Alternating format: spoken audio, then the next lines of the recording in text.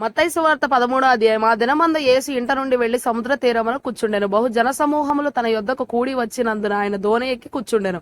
ఆ జనులందరూ ధరణి నిలిచి ఉండగా ఆయన వారిని చూచి చాలా సంగతులను ఉపమాన రీతిగా చెప్పెను. ఎట్లనగా, ఇదిగో విత్తువాడు విత్తుటకు బయలు వెళ్ళెను. వాడు విత్తుచుండగా కొన్ని విత్తనములు త్రోవ ప్రక్కన పడెను. పక్షులు వచ్చి వాటిని మింగివేసెను. కొన్ని చాలా మన్ను లేని రాతి నేలను పడెను. అక్కడ మన్ను లోతుగా ఉండనందున అవి వెంటనే మొలిచెను గాని సూర్యుడు ఉదయించినప్పుడు అవి మాడి వేరు లేనందున ఎండిపోయెను. కొన్ని ముండ్ల పొదలలో పడెను. ముండ్ల పొదలు ఎదిగి వాటిని అణచివేసెను. కొన్ని మంచి నేలను పడి ఒకటి 100 ఒకటి 60 ఒకటి 30 ఫలించెను. చెవులు గలవాడు వినుగాక అని చెప్పెను.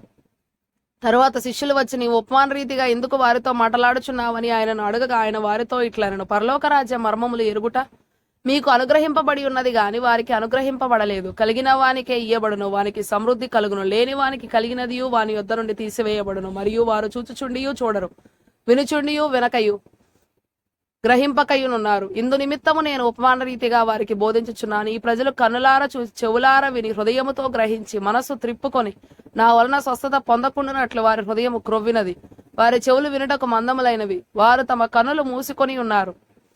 గనుక మీరు వినుట మట్టుకు విందురు గాని గ్రహింపరు, చూచుట మట్టుకు చూతురు గాని ఎంత మాత్రమును తెలుసుకొనరు అని యెషయా చెప్పిన ప్రవచనము వీరి విషయమై నెరవేరుచున్నది. అయితే మీ కనులు చూచున్నవి గనుక అవి ధన్యములైనవి, మీ చెవులు వినుచున్నవి గనుక అవి ధన్యములైనవి. అనేక ప్రవక్తలను నీతిమంతులను మీరు చూచు వాటిని చూడగోరియు చూడకపోయిరి, మీరు విని వాటిని వినగోరియు వినకపోయిరని మీతో నిశ్చయముగా చెప్పుచున్నాను. విత్తువాని గూర్చిన ఉపమాన భావము వినుడి.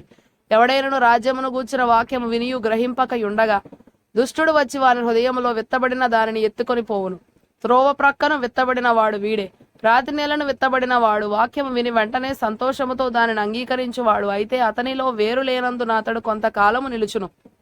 గాని వాక్యము నిమిత్తము శ్రమ అయినను హింస అయినను కలగగానే అభ్యంతరపడును. ముండ్ల పొదలలో విత్తబడిన వాడు వాక్యం వినువాడే గాని ఐహిక విచారమును ధనమోహమును ఆ వాక్యమును అణచివేయును. గనుక వాడు నిష్ఫలుడవును. మంచిదేలను విత్తబడిన వాడు వాక్యం విని గ్రహించువాడు. అట్టివారు సఫరులై ఒకడు 100 ఒకడు 60 ఒకడు 30 ఫలించుననెను. ఆయన మరి ఒక ఉపమానం వారితో చెప్పెను. ఏమనగా, పరలోక రాజ్యము తన పొలములో మంచి విత్తనము విత్తిన యొక్క మనుషుని పోలి ఉన్నది. మనుషులు నిద్రించుచుండగా అతని శత్రువు వచ్చి గోధుమల మధ్యన గురుగులు విత్తిపోయెను. మొలకలు పెరిగి గింజ పట్టినప్పుడు గురుగులు కూడా ఆగపడెను. అప్పుడు ఇంటి యజమానుని దాసులు అతని యొద్దకు వచ్చి, అయ్యా, నీవు నీ పొలములో మంచి విత్తనం విత్తితివి గదా, అందులో గురుగులెక్కడ నుండి వచ్చినవని అడిగిరి. ఇదే శత్రువు చేసిన పని అని అతడు వారితో చెప్పగా, ఆ దాసులు, మేము వెళ్లి వాటిని పెరికి కూర్చుట నీకిష్టమా అని అతనిని అడిగిరి. అందుకతడు, వద్దు, గురుగులను పెరుకుచుండగా వాటితో కూడా ఒకవేళ గోధుమలను పెళ్లగింతురు. కొంతకాలం వరకు రెంటిని కలిసి ఎదుగనీయుడి. కోతకాలం అందు గురుగులను ముందుగా కూర్చి వాటిని కాల్చివేయుటకు కట్టలు కట్టి గోధుమలను ఆ కొట్టులో చేర్చి పెట్టుడని కోతగాండ్రతో చెప్పుదునెను. ఆయన మరి ఒక ఉపమానం వారితో చెప్పెను. పరలోకరాజ్యం ఒకడు తీసుకొని తన పొలములో విత్తిన ఆవగింజను పోలి ఉన్నది. అది విత్తనములన్నిటిలో చిన్నదే గాని పెరిగినప్పుడు కూర మొక్కలన్నిటిలో పెద్దదై ఆకాశ పక్షులు వచ్చి దాని కొమ్మల యందు నివసించునంత చెట్టగును. ఆయన మరి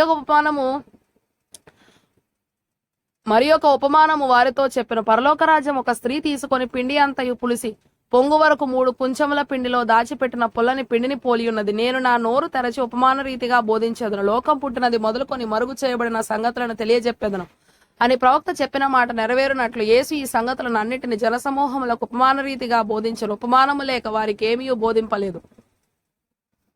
అప్పుడు ఆయన జనసమూహములను పంపివేసి ఇంటిలోనికి వెళ్ళగా ఆయన శిష్యులు ఆయన యొద్దకు వచ్చి, పొలములోని గురుగులను గూర్చిన ఉపమాన భావము మాకు తెలియజెప్పమన్రి. అందుకు ఆయన ఇట్లనెను, మంచి విత్తనము విత్తువాడు మనుష్య కుమారుడు. పొలము లోకము. మంచి విత్తనములు రాజ్య సంబంధులు, మూల భాషలో కుమారులు.